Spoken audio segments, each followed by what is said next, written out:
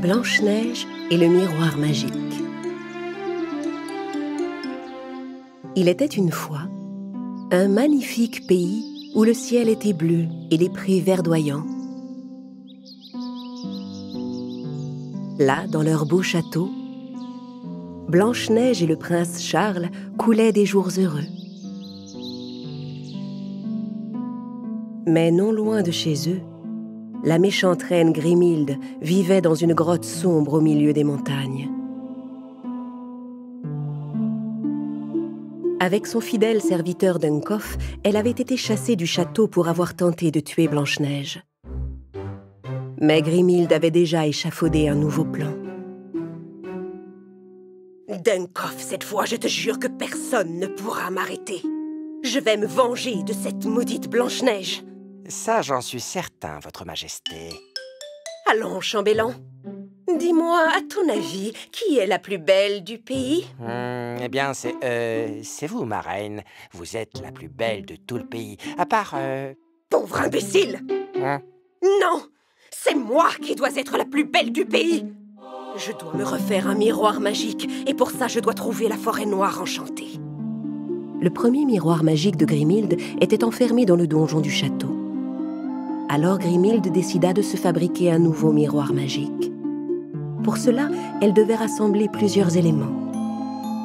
D'abord, elle alla cueillir des feuilles d'ortie, puis des bourgeons de fleurs magiques, et enfin une pierre noire des marais. Son grimoire lui indiquait de plonger le tout dans un chaudron et de faire bouillir pendant 20 minutes. Enfin, de cette noire mixture bouillonnante, sortit un nouveau miroir magique plus puissant que le précédent. Noir miroir, réveille-toi et montre-moi la forêt où habitent les amis de Blanche-Neige, les 7 nains. Dunkoff n'en revenait pas. Le nouveau miroir magique se tenait devant lui, dans un cadre hérissé d'épines violettes, et faisait flotter autour de lui une nuée de pierres noires. Et dans le miroir apparaissait la forêt des nains, mais elle était devenue sombre et effrayante. Grimhilde fouilla dans le miroir. Miroir, mon noir miroir, qui remplace l'ancien, transforme cette forêt et capture les nains. Pendant ce temps, les 7 nains qui avaient fini leur journée de travail sortirent un à un de leur mine. D'abord prof, puis timide, grincheux, simplet, curieux, joyeux et dormeur. Quelle longue journée de travail! Allons nous reposer. J'ai bien besoin de faire un petit somme. Ça suffit. Viens, on n'a pas le temps. Il faut qu'on rentre à la maison avant la nuit. Les nains se mirent en route pour rentrer chez eux en file indienne.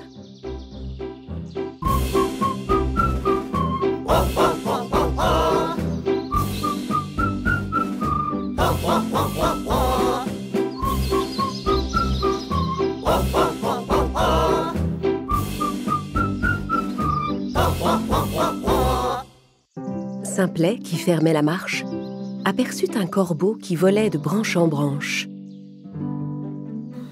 Le corbeau tenait dans son bec une petite pierre brillante. Intrigué, Simplet décida de grimper à l'arbre pour prendre la pierre brillante dans le bec du corbeau. Il grimpa, mais au moment où il allait atteindre le corbeau, l'arbre commença à se secouer. L'oiseau s'envola et disparut. Les branches se resserrèrent autour de Simplet, lui ôtant toute possibilité de s'échapper. L'arbre enchanté fit disparaître le pauvre nain, laissant derrière lui son bonnet vert. Les autres nains, sans se rendre compte que Simplet avait disparu, continuaient leur chemin. Curieux était maintenant le dernier de la file. Soudain, il sentit une délicieuse odeur de gâteau. Il ferma les yeux et commença à marcher en direction de ce merveilleux parfum. La forêt ensorcelée le mena tout droit contre la branche d'un arbre contre laquelle il se cogna la tête. Alors le fumet qu'il avait suivi s'épaissit, le couvrit tout entier et l'emporta. Il ne resta plus de lui que son bonnet jaune.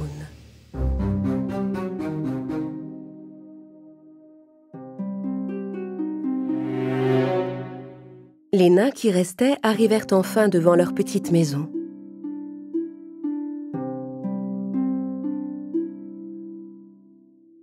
Pendant ce temps, au château, Blanche-Neige rassemblait les meilleurs mets du royaume pour les porter à ses chers amis les nains. Mon très cher, je vais dans la forêt pour rendre visite à mes amis les 7 nains. Sois prudente, cette vilaine Grimhilde peut être n'importe où. Je t'aime tant, ma chérie. Blanche-Neige se mit en route et entra dans la forêt. C'est alors qu'un bel oiseau coloré vint se poser sur son épaule.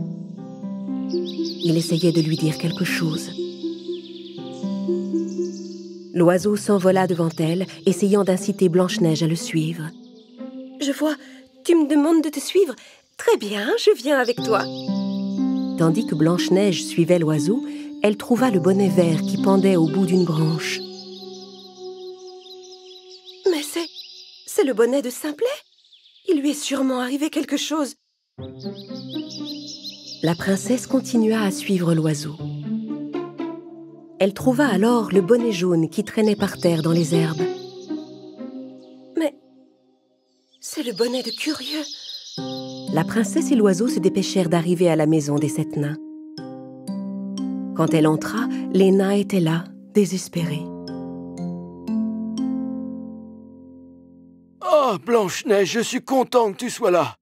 Curieux et Simplet ont disparu. Aide-nous, je t'en prie. Il faut qu'on les retrouve. » C'est sûrement un mauvais tour de Grimhilde. Partons à leur recherche.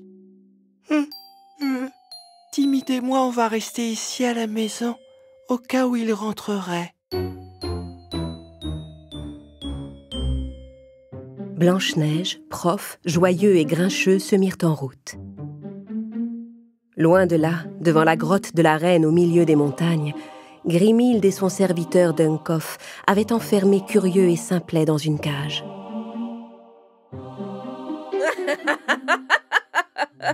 Vous serez tous punis pour avoir osé venir en aide à Blanche-Neige.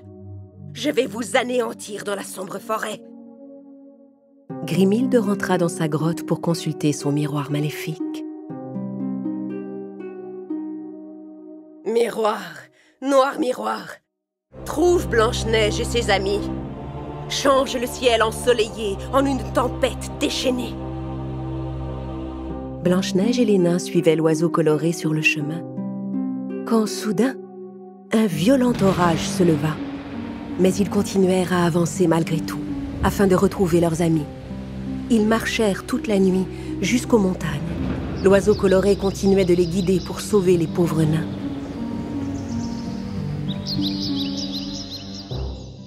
Du haut de la falaise, la méchante Grimhilde vit Blanche-Neige et les nains approcher. Elle savait que la tempête les avait épuisés. J'étais sûre qu'il viendrait. Dunkoff, est-ce que tout est prêt? Oui, ma belle reine, tout est prêt.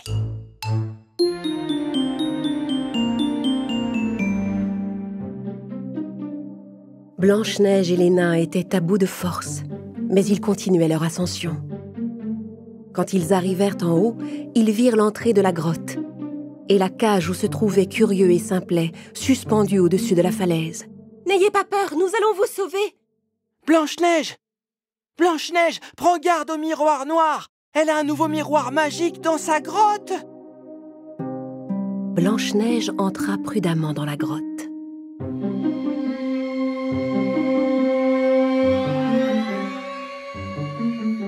Dehors, Dunkoff montait la garde près de la cage. À l'abri des regards, les nains échafaudèrent un plan pour sauver leurs amis. Grincheux se faufila derrière Dunkoff, sauta sur son dos et lui enfila un sac sur la tête. Joyeux fit descendre la cage. Celle-ci descendit si vite qu'elle frappa la tête de Dunkov et l'assomma. Malheureusement, la porte de la cage était verrouillée. Dunkov garde la clé autour du cou. Vite, prenez-la!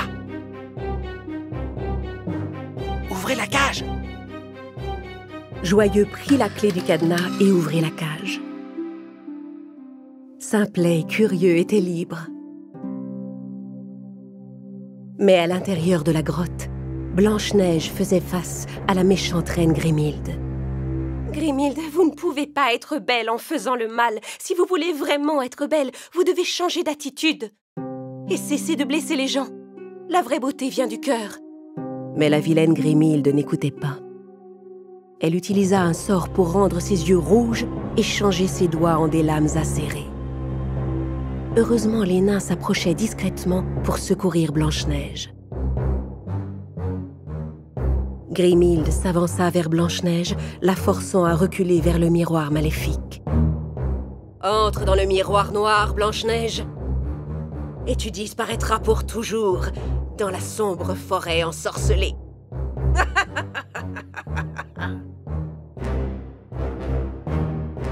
Tandis qu'elle s'avançait, Simplet se glissa devant les pieds de la reine. Et les autres nains la poussèrent par derrière. Grimhilde trébucha devant Blanche-Neige et tomba à travers le miroir. Le cri de Grimhilde réveilla Dunkov. Il accourut dans la grotte et vit Blanche-Neige à côté du miroir. « J'arrive, ma reine! La plus belle de tout le pays !» Les méchants étaient piégés. Les nains se précipitèrent dans les bras de Blanche-Neige. Merci de nous avoir sauvés, ma chère Blanche-Neige. Maintenant, débarrassons-nous de ça. Les nains et la princesse jetèrent le miroir du haut de la falaise.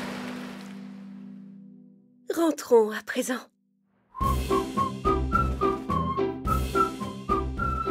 Simplet et Curieux étaient enfin rentrés, heureux d'être chez eux. Avec Blanche-Neige, ils partagèrent ce soir-là un merveilleux dîner.